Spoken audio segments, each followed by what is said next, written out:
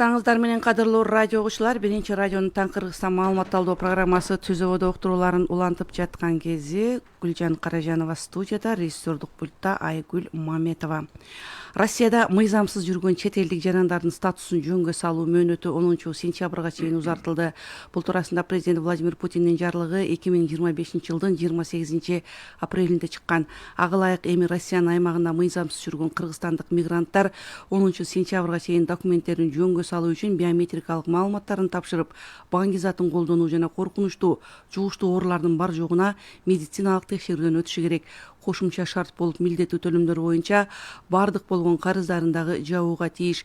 Эмесе биз дал ушул теманын алкагында бүгүн кеңири кеп кылмакчыбыз. Студиянын меймандары менен тааныштырып өтсөк, эмгек социалдык камсыздоо жана миграция министринин орун басары Бакыт Дарманкул уулу жана Тышкы иштер министрлигинин консулдук департаментинин директорунун орун басары Бакыт Кадыров. Саламатсыздарбы, ардактуу меймандар? Студияга кош келдиңиздер. Урматтуу радио угуучулар, албетте бүгүнкү күндө чет мамлекеттерде иштеп жүргөн тууган уругу кыргызстандык жок кыргызстандыктар сейрек кездешсе керек. Айрыкча Россияда көптөгөн жердештер жүрөт. Биз бүгүн айтып жаткан маселе дагы абдан актуалдуу болуп турат. Балким тааныштарыңыздар бала чака айтор ким болсо дагы мына ушул болгон бүгүнкү күндөгү өзгөрүүлөр мөөнөт узартылып жатат. Айрыкча Россияга тиешелүү. Ушул боюнча өзүңүздөр дагы жеткирип коесуздар деп өтүнүчүбүздү билдиргибиз келет. Мындан сырткары өзүңүздөрдүн дагы суроо сунушуңуздар бар болсо бизге чалыңыздар. Бул 39-21-90 номери. Бишкектин коду 0312 менен башталат. Мындан сырткары азыр биз биринчи радионун Facebook'тагы баракчасынан дагы онлайн чыгып баштадык. Ал жерде дагы пайдалануу мүмкүнчүлүгүңүздөр кеңири. Экөөңүздөр тең бакыт, айтор баары эң жакшы. Анда сизден баштайлы. Бакыт мырза, негизи эле буга чейин да өзүңүз атайын басма сөз жыйында дагы негизи Россияда киргизилип жаткан мыйзамдарга бир катар пакеттен турган жаңы мыйзамдарга өзгөртүү киргизилип жатат. Улам мөөнөтү дагы жылып жаткандыгы мына жакшы жагы сентябрга чейин узартылды. Демек, бул мүмкүнчүлүктү пайдалануу азыр мындай укмуш, мындай сонун болгон мүмкүнчүлүк түзүлүп жатат. Ошол мезгилде сиздердин дагы бир кошумча маалыматыңыздарды айтып өтсөңүздөр, бүгүнкү күндө канча жараныбыз чыкты, мына соңку маалыматтар боюнча өзүнүн мыйзамдаштыруусун жөндөп алды? Рахмат, Гүлжан айым. Саламатсыздар, урматтуу угуучулар. Бүгүнкү күндө мынакей биздин жарандар ушу жакшы шарттарды издеп жер которуп ар кайсы жерде иштеп жүрүшөт. Бул эми миграция деген ушундай кубулуш экен. Жана сиз айтып кеткен Россия Федерациясында азыр жаңы мыйзамдар күчүнө кирип аткан боюнча биз бул иштерди биздин коллегаларыбыз Тышкы иштер министрлик менен, биздин элчилик менен Россия Федерациясында биздин өкүлчүлүк менен былтыртан бери эле ошол тыгыз иштерди алып барып атабыз. Негизи бул тизме тез-тез өзгөрүп турат. Башында 78 000 киши болуп, кайра 85 000 киши болуп, анан мына 74 000ге түшкөн. Бүгүнкү күндө ошол тизмеде азыр 70 000 киши бар.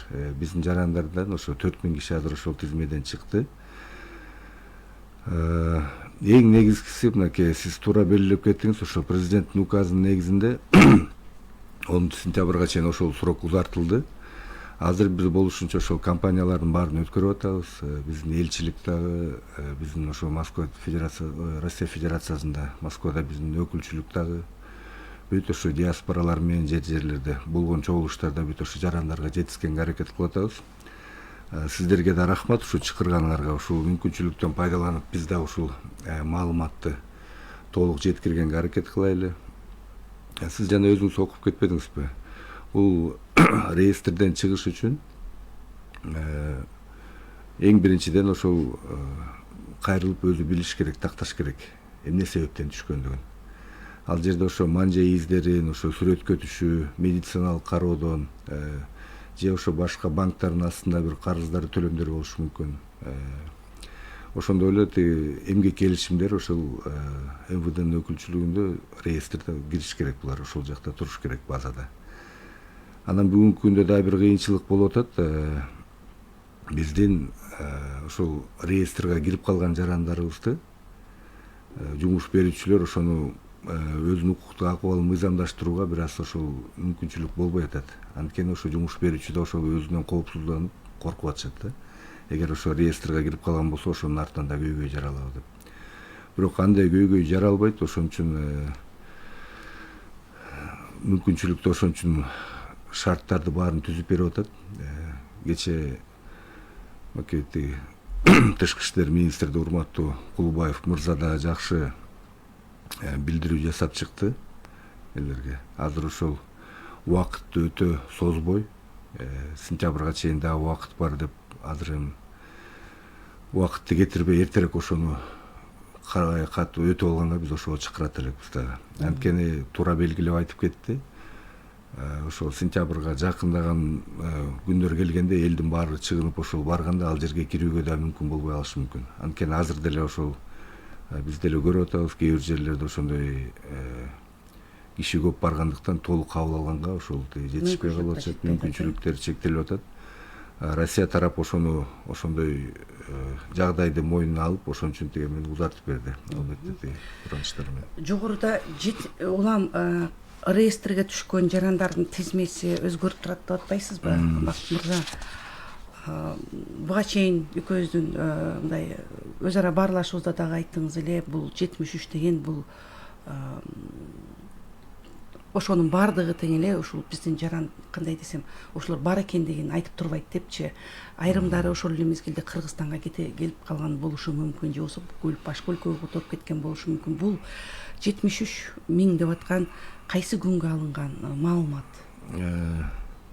Мынакей акыркы маалыматка караганда ушул март айына болуш керек. Негизи 593 миң общий чет элдик жарандар катталган ошол. Жалпысы. Анын ичинен мынакей биздин Кыргызстан жарандары мисалы 74 миң болсо, ошонун ичинен 4 миңи чыкты. Бүгүнкү күндө ошол эмеде 70 миң киши бар. Бул март айына алынган маалымат. Бул апрель айынын акырында. Демек майга жакында алынды, Бул жаңы эле маалымат. Акыркы маалыматтарды.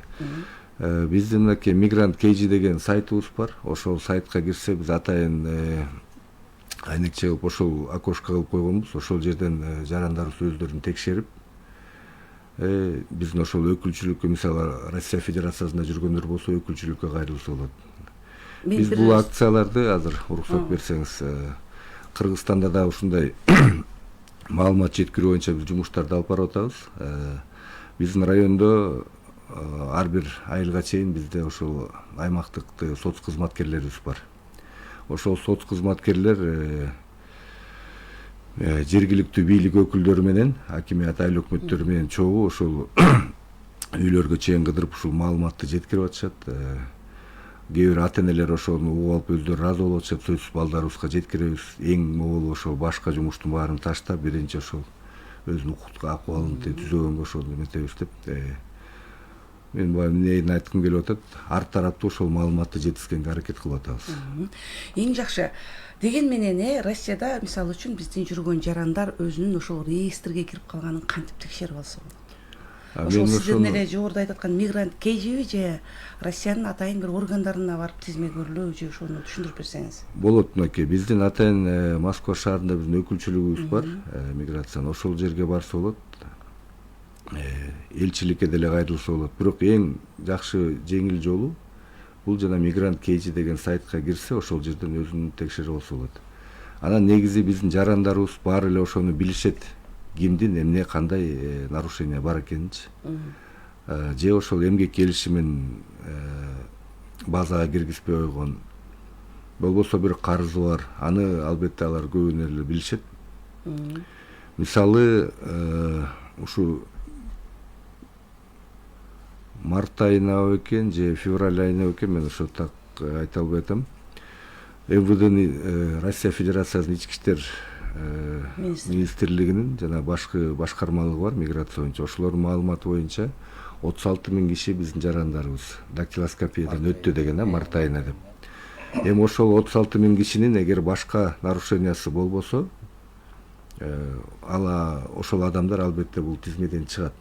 Бирок ошол 36.000 киши дактилоскопияны өттү, манжа эмелерин тапшырды, бирок ал медициналык кароодон өтпөй калышы мүмкүн, же жана банктардын алдында карыз болушу мүмкүн, же жана мен айтып кеткен эмгек келишими регистрация болбой калышы мүмкүн. Ошол баардык эмелери мисалы бир адамда 3-4 нарушение болуп калышы мүмкүн. Бир нарушение болушу мүмкүн. Ошол нарушениянын баарын жоймоюнча укуктук абалы аныкы түзөлбөйт да. Албетте бул жерде негизинен ал жакта жүргөн жарандарыбыз биздин элчиликке кайрылат эмеспи? Бакыт Мырзабекович, кандай болуп атат азыр? Чындыгында эле кезек күтүүлөр көп болуп атабы? Сиздерден дагы алынган маалыматтарда кечээ күнү эле элчиликте басма сөз катчы дагы жарыялады ал жерде Facebook'та, ал жерде абдан кезек күтүүлөр көп болуп жаткандыгы дагы атайын видеолорго да чыгып атат, башка жарандарыбыз дагы жиберип атат. Сизден жооп уксак. Саламатсызбы, урматтуу угармандар, рахмат сурооңузга. Бул актуалдуу суроо деп ойлойм, сиз берген. Анткени кыскача мына тарыхка, ушул чөйрөдөгү тарыхка токтолуп кетсек, бул миграциялык өзгөрүүлөр Россия Федерациясында былтыркы жылдын августунда болгон. Бул ошол августтан баштап биз көптөгөн маалыматтык иштерди жүргүздүк. Тышкы иштер министрлиги да жүргүздү. Биздин Россия Федерациясындагы элчилик, Россиянын аймагындагы биздин башкы консулдуктар көптөгөн маалыматтарды диаспора аркылуу, активисттер аркылуу таратып, кандай билдирүүнү, ошо кандай өзгөрүүлөр болуп атат, биздин жарандар эмнелерди кылыш керек, ошол өзүнүн укуктук абалын мыйзамдуу жүрүш боюнча. Сиз айткандай эле биз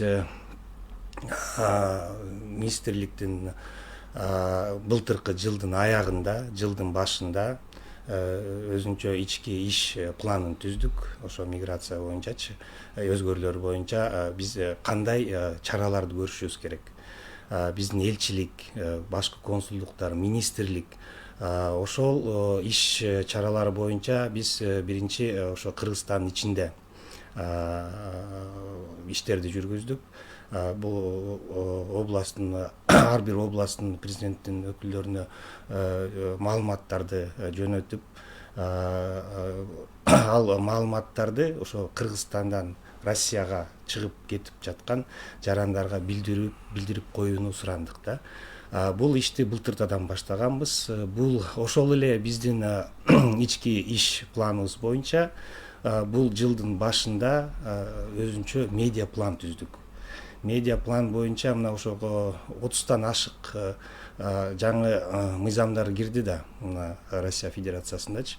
Анын ичинде мына баарына эле белгилүү болгон жанагы орус тилин билүү, тестирлөө боюнча, ошол режим высылки чыгаруу боюнча, эксперименттер боюнча, 30-июндагы эксперимент, анан ошо укуктук абалы боюнча дагы ошол баарын медиа пландарга ирети менен коюп, мына кайсыл маалыматты биринчи жеткириш керек. Ошон үчүн биздин элчиликтерде алар кызматкерлер чыгып жатты, жерлерге барып, кайсы жерде биздин жарандар көп болсо ошолорго маалыматтарды берип жатты. Активисттерге, блогерлерге, диаспораларга чоң рахмат. Алар дагы ошо биз берген маалыматтарды таркатып, жеткиликтүү кылып айтып жатышты. Ошого карабастан сиздин сурооңузга кайра кайтып келсек, ушул жылдын биринчи кварталынын аягында биздин байкоо боюнча эми ошол жана аймактык миграциялык бөлүмдөрүндө биздин жарандар башка чет мамлекеттин жарандарын ошол өзүнүн укуктук абалын жөнгө салуу боюнча кайрылуулардын көбөйүшү ошол жерде кезектердин чоң болушуна алып келди да. Бул боюнча дагы маалыматты алып, биздин элчилик Москвадагы өзүнчө кайрылууларды кылып атты, жолугушуулар болду. Жолугушуулар ар кандай деңгээлде болду. Ошол эле Россия Федерациясынын тышкы иштер министрлигине барды. Биздин Россиянын аймагындагы башкы консулдуктар дагы иштеп баштады. Алар дагы ошол кезектерди оңойлотуп, сааттарды кошуп, кызматкерлердин санын көбөйтүү сураныч менен кайрылдык да. Тилекке каршы эми ар бир чет мамлекеттик органдарынын штаттык санын көбөйтүү же эме боюнча биз кандайдыр бир чечим кылып эмете албайбыз, бирок биздин суранычты угулуп атты. Таасир эте албайсыздар. Таасир эте албайбыз. Анан бирок ошол мына Екатеринбург шаарында, Москва, Новосибирск шаарындарда бизде байкалып атты. Орус тарап биздин суранычка реакция кылып, кошумча терезелерчелерди ачып, кызматкерлерди коюп, иштер жылып баштады. Бирок эми адамдын табигаты же биз өзүбүз адам акыркы күнгө калтырабызбы? Акыркы күндөрү мына эми баары ойлоду да, март апрелде аз калды, 30 апрель болчу да, 1-мөөнөтүчү. Ошондо элчиликке дагы сиз айткандай көп адамдар кайрылып баштады. Акыркы убакта да ошол өзүнүн укуктук абалын жөнгө салуу боюнчачы. Сан жагына такалсак, мына элчиликке ошол март апрель айында 500дөн 700гө чейин бир күндө адамдар келип атты. Элчиликте электрондук кезек орнотулган, бардык кызматкерлер жана терезечелер ошол бөлүнүп, кайсыл суроо менен келсе, ошол адамдар, биздин жарандар ар кандай суроолор менен келет. Ошол эле учурда алардын жанагы өзүнүн легалдаштыруу боюнча келген суроолор боюнча дагы юристтер жооп берип атты. Маалыматтык стенд бар болчу, ал жерге дагы биз маалыматтарды илип, кандай тартип менен өзүнүн мыйзамдуу жүрүшүн Россияда кылышын дагы элдерге таркатып аттык да. Ошол кезек боюнча ошондой маалымат бар. Ал эми ошол мына сиз айткандай эле азыр мөөнөтү кичине узарып калды да. Узарып калганында азыр биз айтат элек, ошол акыркы мына март апрель айындагы биз байкаган жагдайды кайра алып келбей, ошо августка чейин, сентябрга чейин, эми 10-сентябрга чейин узартылды да. Ошон үчүн акыркы 1-сентябрь, 1-августка чейин калтырбай, азыр биз суранат элек биздин жарандарды, мекендештерди азыркы убакыттан барып, баардык мына сиз айткан жанагы тизме боюнча эмнелер керек, ошолордун баарын даярдап алып, эрте бүтүрүп, эрте бүтүрүп алса өзүнүн дагы жүрүшү, иштеши дагы, ою дагы кичине бир тынчып калат да. Бакыт Мырзабекович, мисалы үчүн ал жерде кезек күтүүлөр ар бир ишти бүтүрүш үчүн, ошол эле жанагы саламаттыгын текшертүү үчүн атайын Сахаровага барып аны тапшырыш керек экен. Ал жерде узун кезек бар экен. Анан кийин башкаларына дагы ошентип атып, убактыбыз жетпей калып атат деп ошентип айтып жаткан биздин жарандар болуп атат да. Жогоруда бир күн алды Жээнбек Модоканович дагы атайын кичине убактыңыздарды бөлүп коюңуздарчы, ошого деп атпайбы? Негизи эле канча мөөнөттү алат ошондой болгон ишти бүтүрүү? Балким алар жумуштан бошой албай калышы мүмкүн дегендей ар кандай шартта жүрөт да биздин мекендештер. Болгон маалымат боюнча Сахаровада эми бир адам 30 мүнөттө кирип атат деген маалымат бар. Ошол 30 мүнөттүн ичинде кирип, элчилик боюнча айталам, ошол электрондук кезек алгандан кийин биздин жаран 15 мүнөттүн ичинде, 20 мүнөттүн ичинде эми ар бир адамдын даярдык болуп келиши, кагаздары боюнча, түшүндүрүү боюнча ар кандай мөөнөт кетип калат. Ошонун 15-20 мүнөттүн ичинде элчиликте бир адамдан өтүп турат. Демек биздин жарандар канчалык ошол жерге өздөрү дагы даяр барды, ошодон көз каранды. Мисалы үчүн кайсы маселе менен келди? Ар кандай маселе менен келет. Ошого жараша убакыт. Ошого жараша.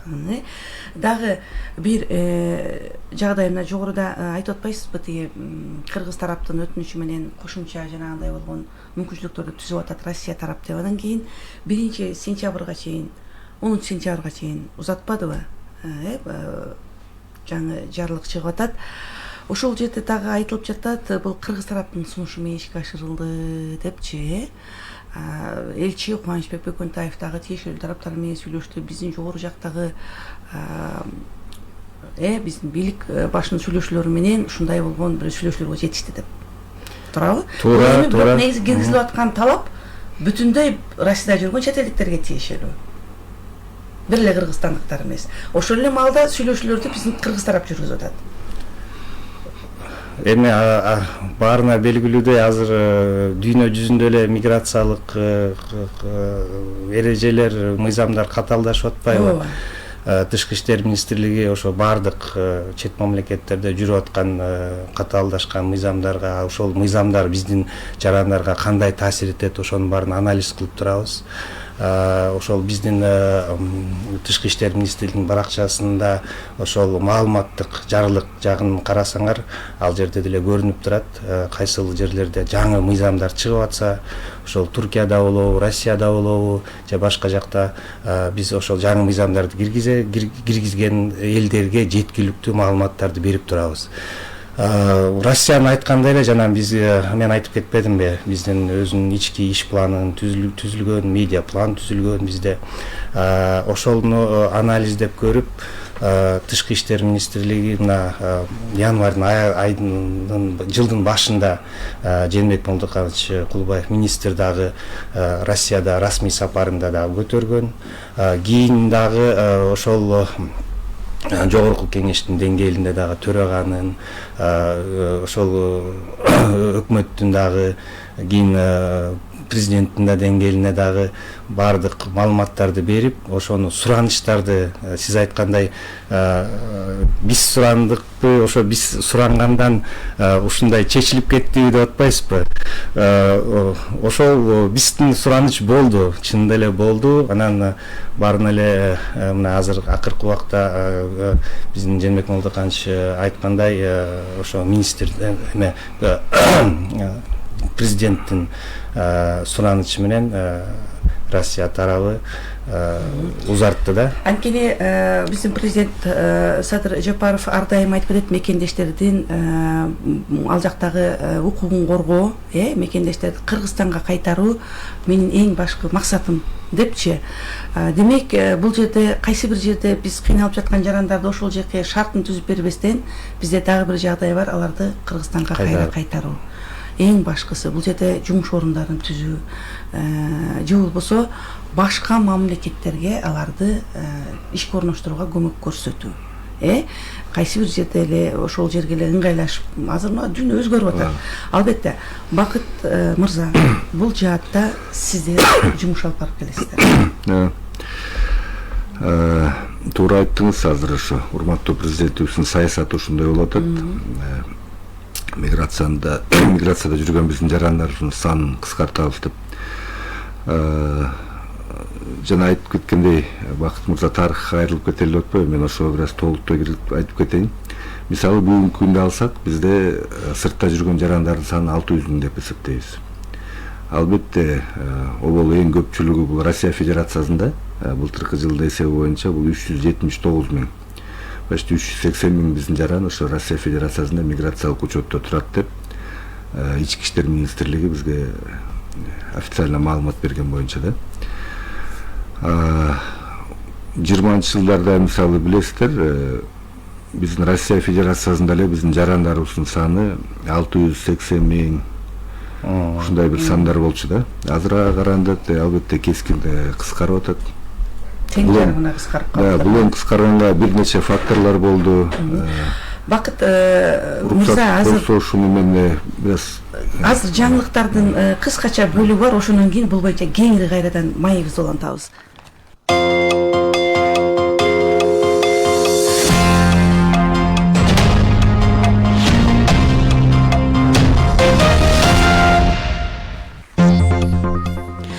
Жалал Абадда 879 үй бүлөгө ипотекалык батирлер тапшырылды. Бул тууралуу президенттин иш башкармалыгынан билдиришти. Иш-чарага президент Садыр Жапаров катышып, турак жайлардын ачкычтарын тапшырды. Маалыматка ылайык, учурда өлкө боюнча 60 миңден ашык ипотекалык үйлөрдүн курулушу жүрүп жатат. Алардын ичинен Жалал Абад областында эле 11204 батир курулууда. 13 майда Жалал Абадда эл аралык аэропортунун курулушуна капсула салынат. Ага президенттин катышуусу күтүлүүдө. Жалпы аянты 10 000 чарчы метр болгон 2 кабаттуу жүргүнчүлөргө терминалы 381 гектар аянтка курулат. Аэропорт саатына 350 жүргүнчү өткөрүү мүмкүнлүгүнө ээ болуп, инфраструктурасы эл аралык стандартка жооп берет. 3800 метрлик учуп конуу тилкеси, 2 буручу жолчу жана 6 учак токтотуучу жай аэропортко жүргүнчүлөрдү дагы жүктү дагы кабыл алууга шарт түзөт. Эки жаңы министрликтин жетекчилеринин милдетин аткаруучулар дайындалды. Бактияр Урозов Элим жогорку билим берүү жана инновациялар министринин милдетин аткаруучу болуп дайындалды. Тиешелүү жарлыкка президент Садыр Жапаров кол койду. Ал эми доктор Гүлкендирбаева агартуу министринин милдетин аткарат. Эми алдыда талапкерлер жогорку кеңеште макулдашуу үчүн киргизилет. Эске салсак, билим берүү жана Элим министрлиги экиге бөлүндү. 12 майда Тышкы иштер министри Жээнбек Кулбаев Түрк мамлекеттери уюмунун баш катчысы Кубанычбек Өмүралиев менен жолугушту. Тышкы иштер министринен билдиришкенде, жолугушуунун жүрүшүндө тараптар Кыргызстандын Түрк мамлекеттери уюмуна быйылкы төрагалыгынын артыкчылыктуу багыттарына көңүл буруу менен ТМО ишмердүүлүгүнүн негизги маселелерин талкуулашты. Анда Будапешттеги мамлекет башчыларынын бейформал саммитинин күн тартибине, ошондой эле ТМОга мүчө мамлекеттердин тышкы иштер министрлер кеңешинин отурумуна өзгөчө көңүл бурулду. Дыйкандарга солярка 65 сомдон сатылууда. Быйылкы жазгы талаа иштерине карата дыйкандар үчүн арзан баада 5 999 000 литр солярка каралып, анын ичинен 4 724 000 литри берилди. Бул тууралуу Айыл чарба министрлиги билдирди. Маалыматка ылайык, дыйкандар үчүн солярка мамлекеттик материалдык резервдер фонду аркылуу 65 сомдон сатылууда. Учурда кампада дагы 1 274 000ден ашык литр солярка бар. Бишкекте 4 жаңы жолдун курулушу пландалууда. Бул тууралуу 1 радионун түз эфиринде Бишкек шаардык мэриясынын транспорт жана жол транспорт инфраструктурасын өнүктүрүү башкармалыгынын баш кадиси Азамат Осмоналиев билдирди. Анын айтымында Токтоналиев көчөсүн бойлой Масалиевден Чыңгыз Айтматов проспектине чейин Молодежный квартал Кичи району аркылуу жаңы жолду куруу иштери башталды. Мурда ал жерде жол кыймылга анча ыңгайсыз болчу. Эми ал жерде тротуар, арыктар, аялдамасы бар толук кандуу 4 тилкелүү жол болот, дейт Азамат Осмоналиев. Башкармалыктагы 3 жаңы жолдун курулушу боюнча долбоордук изилдөө иштерин жүргүзүүдө. Сухабатар көчөсүнө 7 апрель, Ауэзов көчөсүнө чейин, Дастаевский көчөсүнөн жана Ауэзов көчөсү менен Анкара көчөсүнөн Сухабатарга чейин.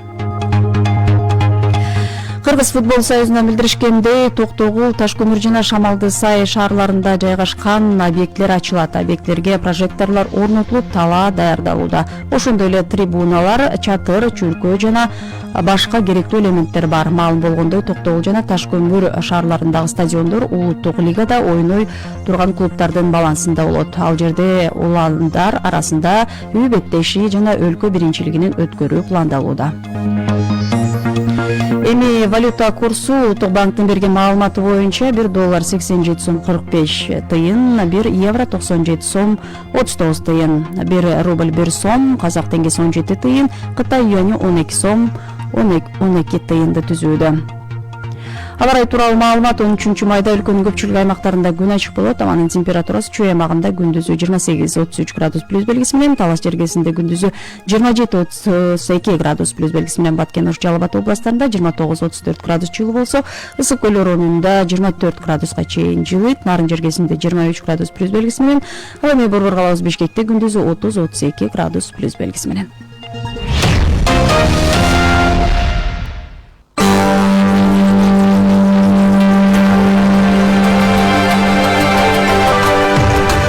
Радиодо Таңкы Кыргызстан, так жана ыкчам маалымат.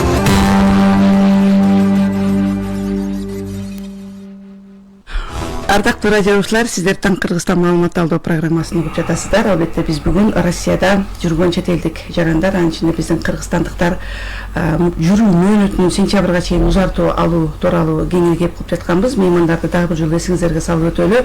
Эмгек, социалдык камсыздоо жана миграция министринин орун басары Бакыт Арманкулулу жана Тышкы иштер министрлигинин консулдук департаментинин директорунун орун басары Бакыт Кадыров. Бакыт мырза, жогоруда биз бул жакта түзүлүп жаткан иш орундары деги биздин мекендештердин кайтуусуна дагы өзүбүздүн даярдык иштерибиз боюнча сөз баштап келаттыңыз эле, улантсаңыз. Рахмат. Мен жана айтып өткөндөй, Россия Федерациясында биздин жарандардын саны ошо 379 миңге кыскарды. Ошол эле учурда мен жана айтып өтпөдүмбү, миграция курулушу деген ушундай баары токтобой турган курулуштарга кирет экен. Бизде атайын борборубуз бар, чет өлкөгө биздин жарандар жумушка орноштуруу боюнча. Ошол борборубуз аркылуу азыр бизде ошол диверсификация рынкы болуп атат. Россия Федерациясынан кайтып келген жарандарыбыздын көпчүлүгүн биз башка мамлекеттерге кетирип атабыз. Мисалы былтыркы жылдан алсак 20 миңге жакын адамды ошо борбор аркылуу ЧАЗ деп коебуз, частное агентство занятости, ошо жеке жумушка орноштуруу агенттиктер. Ошолордун жардамы менен биз бүгүнкү күндө 29 мамлекетке кетирип атабыз жарандарды. Биздин бир жакшы үлгүлүү мындай эң көп спроско ээ болуп аткан бир каттамдардын бири бул Англия. Ал жерде сезондук жумуштарга барып иштеп атышат биздин жарандарыбыз. Быйылкы жылга бизге ошо 10 миң квота берилген. 2,5 миңдей адам уже өткөндө биринчи этап менен кетти. Азыр могу кийинки этапта дагы бир 3 миң киши кетет деп күтүп атабыз. Жылдын аягына чейин ушинтип бөлүнүп кете берет экен. Негизинен ошо бир 4 компания менен иштейбиз. Бизге ушул мисалы Англия сыяктуу направлениялар аябай туура келет экен да бизге жакты. Мисалы бул жерде кабыл алуучу тараптын талаптары боюнча кайтып келүү болуш керек да, возвратность деп коет. Бул жерде биздин жарандарыбыз мисалы Англиядан 99% бизде кайтып келип атышат.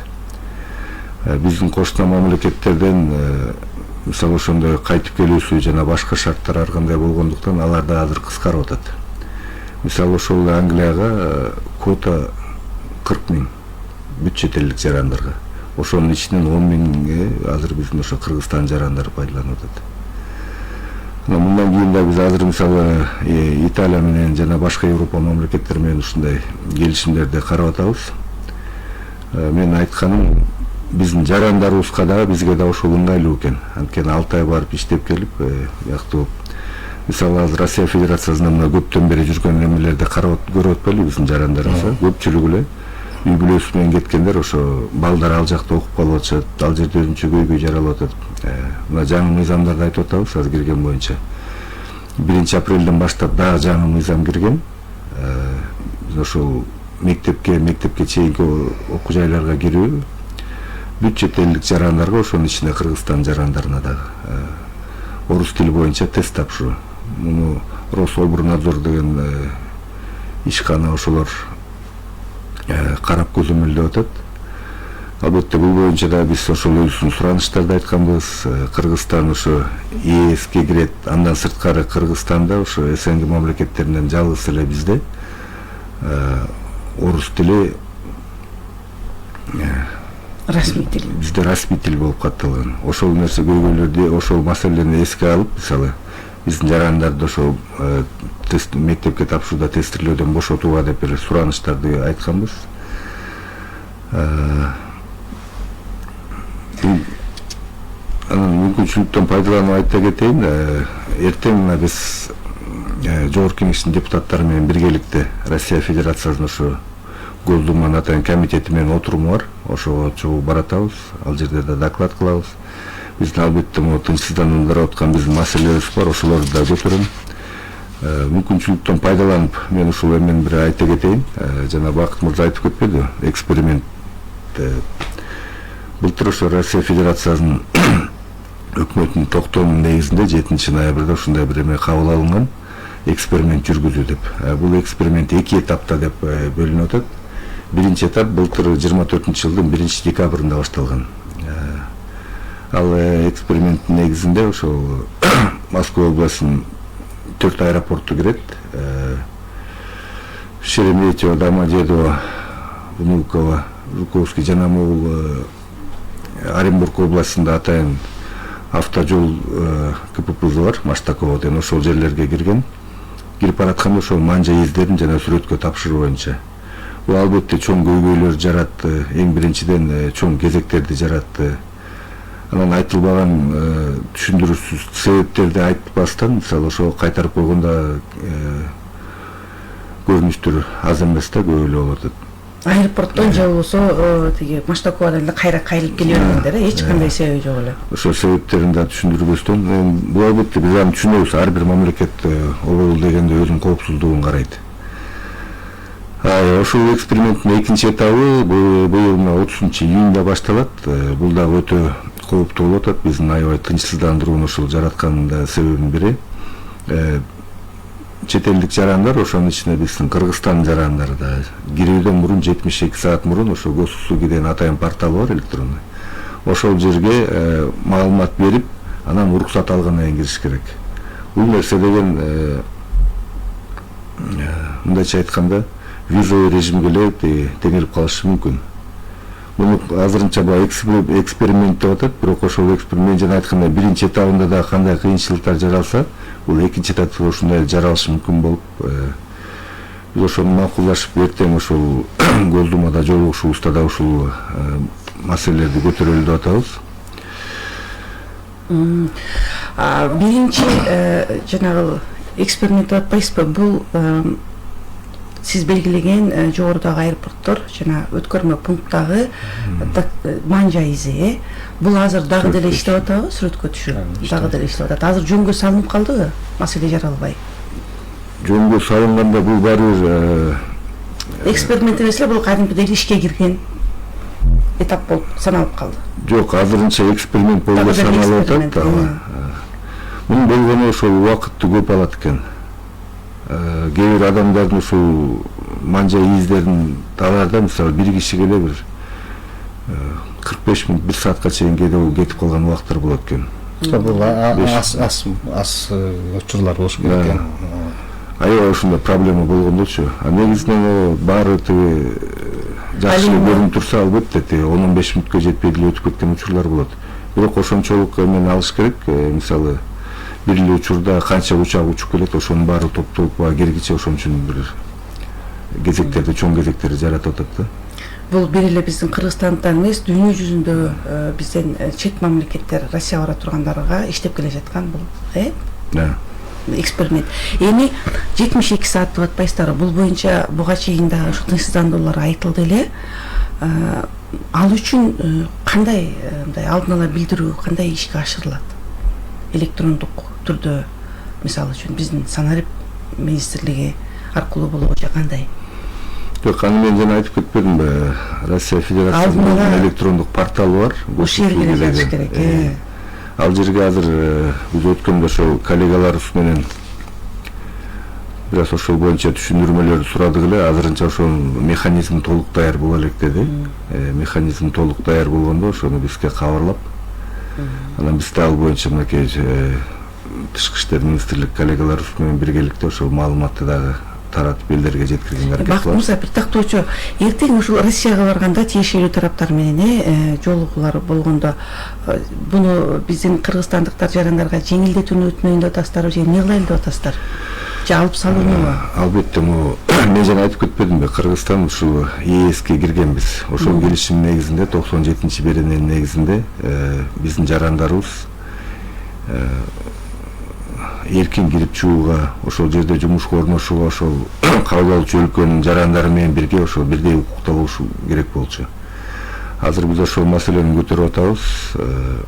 Кыргызстан жарандары ошол жана эксперименттен ошол бошотулган боюнча суранышты айталы депчи.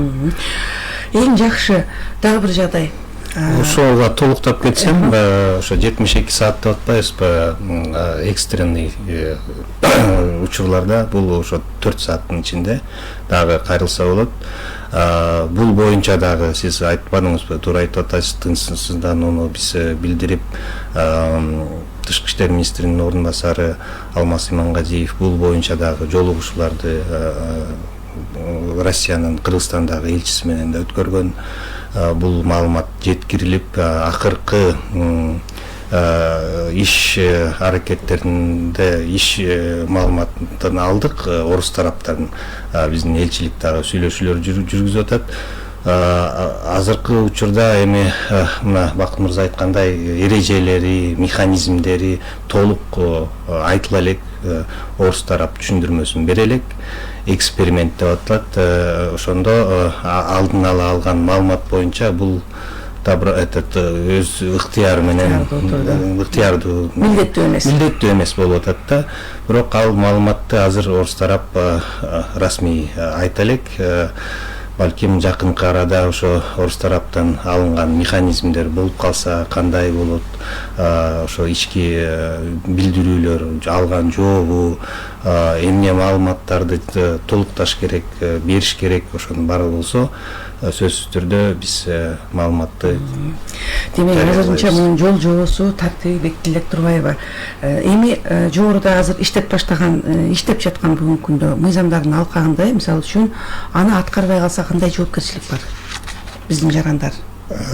Бул эми экинчи эксперимент боюнча айтып атасызбы? Азыр бүгүнкү күндөгү 1-сентябрга чейин өзүнүн мыйзамдуу жүрүшүн жөндөп алуу. Ошо 10-сентябрга чейин үлгүрбөй калса, ал мажбурлуу түрдө Россия Федерациясынын аймагынан чыгарылат, жана кийин ага кирүүгө чектөө коюлат.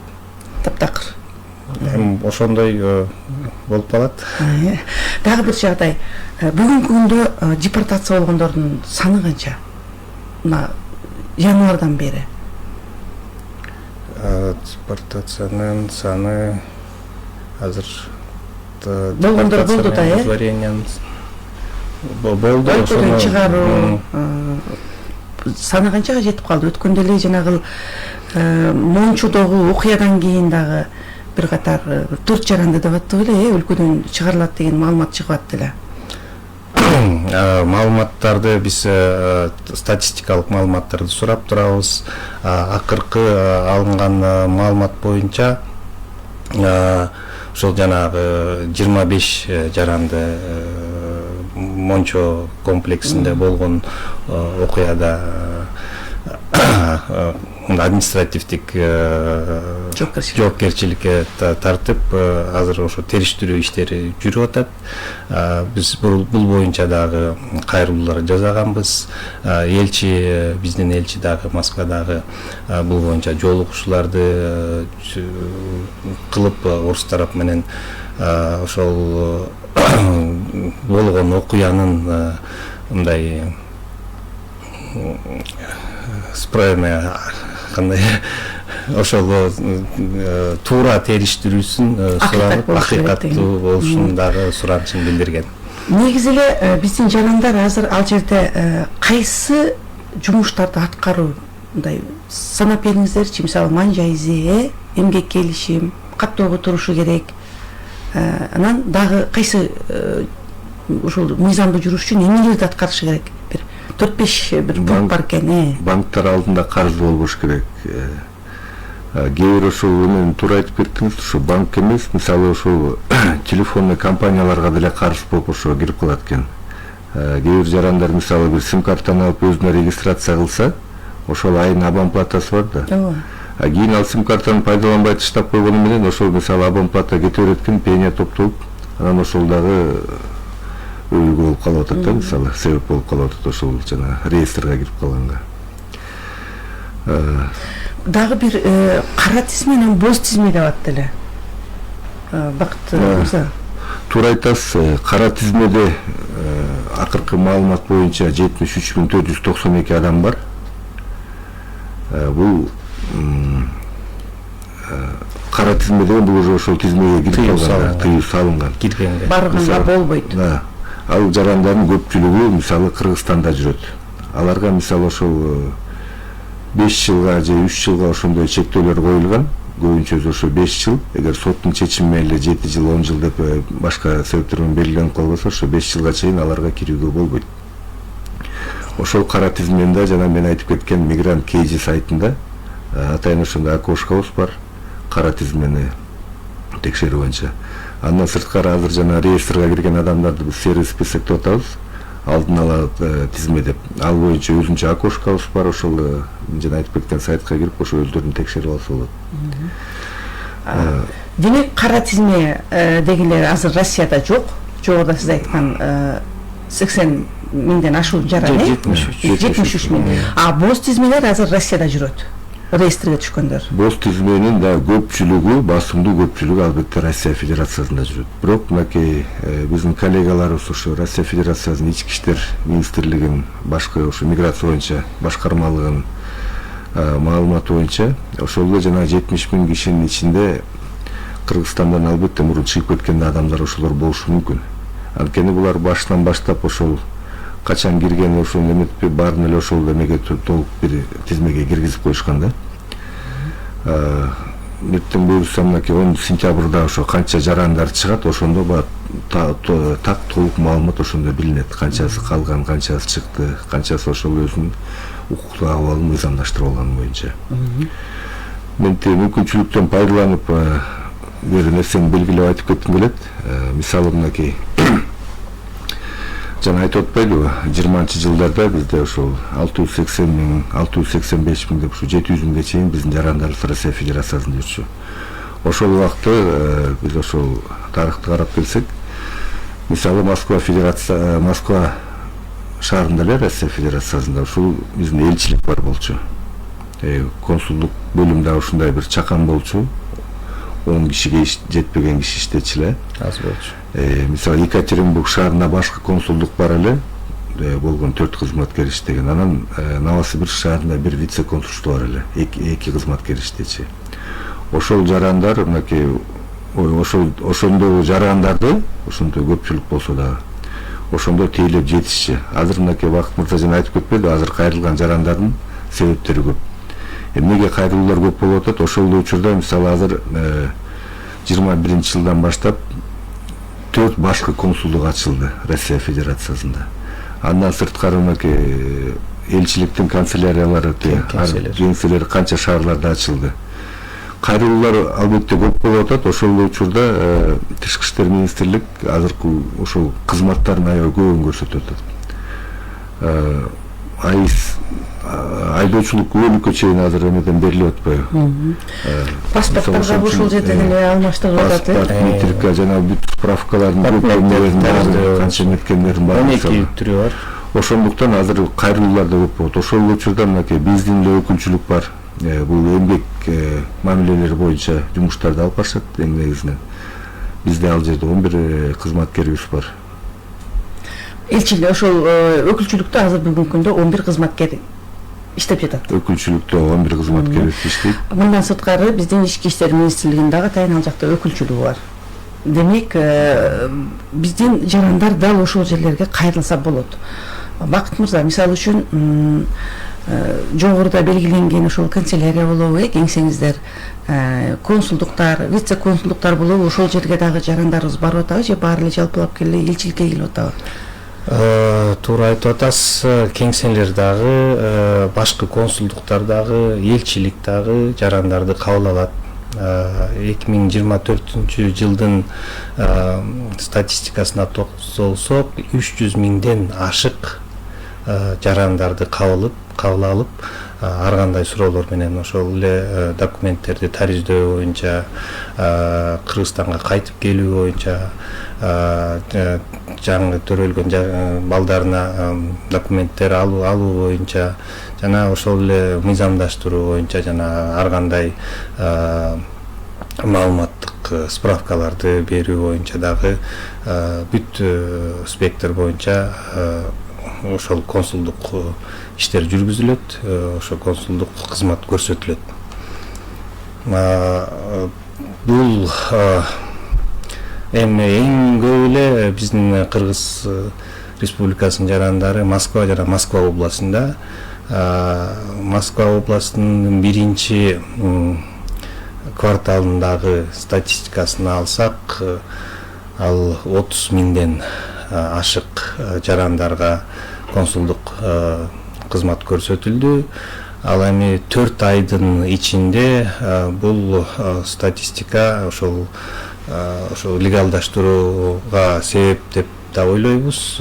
48 миң консулдук кызмат көрсөтүлдү. Бул бир эле Москвадагы биздин элчиликте. Эми ал жерде элчиликтин кызматкерлеринин ишмердиги бүгүнкү күндө кабыл алууда кандай, өзүңүздөрдө да шарт кандай болуп атат? Мисалы үчүн жок болуп калып атат, биз кайрылганда деп калып атышат, же болбосо бир тиешелүү кызмат көрсөтпөй атышат, же болбосо мындай бир урой мамиле кылып коет деген дагы кээ бир биздин жарандарыбыз чыгып калат. Андай маалымат түшкөндө биз ыкчам түрдө реакция кылып, кайсыл жаран кайрылды, эмне боюнча кайрылды, кайсыл жерде окуя болду, ошо элчиликтеби, башкы консулдуктагы кеңселерде ыкчам реакция кылабыз, териштирип, ошол чынында эле ошондой иш болду. Биринчи ирет ошол биздин жарандын укугун кандай, эмне себеп менен кайрылды, эмне суроолорго кандай жардам көргөзгөндү биз приоритет кылабыз да. Ошол эле учурда биздин мына жылдын башынан баштап ыкчам номери, тышкы иштер министринин ыкчам номери иштеп баштады. Ал жерде биздин жарандар, ошо сиз айтып атпайсызбы, орой мамиле кылып же бир башка туура эмес иштерди болуп калса, жарандар тышкы иштер министринин ыкчам номерине кайрылып маалыматтарын берсе болот. Биз ар бир кайрылууну кылдаттык менен карап чыгабыз. Бак мырза, уруксат берсеңиз, ушу мүмкүнчүлүктөн пайдаланып, биздин убактыбыз да бүтүп баратат окшойт. Урматтуу угармандарга кайрылып ушу бир сураныч айтып кетет элек. Биздин азыр негизги максатыбыз, эртен бери айтып атабыз, ушул 10 сентябрга чейин ошо Россия Федерациясында жүргөн, ошол реестрге кирген биздин жарандарыбызга кайрылат элек, ошолорго бүт ушу толук маалыматты жеткирели деп. Өздөрүнүн укуктук абалын азыр ошо мыйзамдаштырууга мүмкүнчүлүк бар экен эске алып, ошону пайдаланып калыш керек. Жана Бакыт мырза туура айтып кетти, бул адамдын табиятыбы же биз ушундай бир аз мамиле кылабызбы? Акыркы убакка чейин биз ошону да бир аз убакыт бар деп, же эртең дагы узартып калыш мүмкүн деп ушундай боло берет. Убакыт аз калган сайын албетте кезектер да көбөйүп, өтө тоскоолдуктар көп жаралат. Ошон үчүн азыртан баштап, бүгүнкү күндөн баштап ыкчам ошол биз баарыбыз түшүнөбүз, баары жумушта, биздин ал жакта жүргөн жарандарыбыздын бош жаткан эч ким жок. Бирок кийин ошондой мыйзамдуу иштеш үчүн 1-2 күн убакытты табып, ошол манжа издерин тапшыруу, сүрөткө тапшыруу болобу, же эмгек келишими регистрация кылыш керекпи, ошол полиция бөлүмдөрүнө ошону кайрылып, өздөрүн тактап, ошол укуктук абалын мыйзамдаштырууга ошо чакырат элек. Чоң суранычыбыз, биз ошол жана айтып кеткен өзүбүздүн өкүлчүлүк аркылуу да көп жарандарыбыз менен ар бир коом болуп бөлүнгөн да биздин эмебиз бар. Ошол ар бир коом WhatsApp группаларына деле биз ошол пошаговый кылып ошону таратып атабыз, негизи кантип чыгыш керек, эмне кылыш керек деп. Баарына эле ошо жеткирдик деп ойлойбуз. Баарына жеткире элек болсок, ошондо суранып кетет элек, билбеген жарандарыбызга ошол маалыматты жеткирип, укуктук акыбалын мыйзамдаштырып алса. Чоң рахмат, ардактуу радио угуучулар, сиздер да ушул биздин эфирди көрүп жаткан болсоңуздар да ушул айтылгандар боюнча өзүңүздөрдүн дагы тааныштарыңыздарга же тууган урук, бала чакага жеткирип коет деген биздин ишеничибиз чоң. Сиздерге дагы ыраазылык билдиребиз, урматтуу меймандар. Берген маалыматтарыңыздар үчүн, маегиңиздер үчүн терең ыраазылык, ишиңиздерде ийгиликтер болсун. Ардактуу радио угуучулар, биз бүгүн Россияда күчүнө кирген мыйзам мөөнөткө узартылуу жана кыргызстандыктар эске алчу жагдайлар туурасында эмгек, социалдык камсыздоо жана миграция министринин орун басары Бакыт Дарманкулова, ошондой эле Тышкы иштер министринин консулдук департаментинин директорунун орун басары Бакыт Кадыров менен баарлашып маалымат алдык. Түз эфирде Гүлжан Каражанова алып бардым. Бул программаны Facebook'тан кайталап көрүп алсаңыздар болот. Уктуруубузду түз байланыш улантат. Толкундан алыстабаңыздар.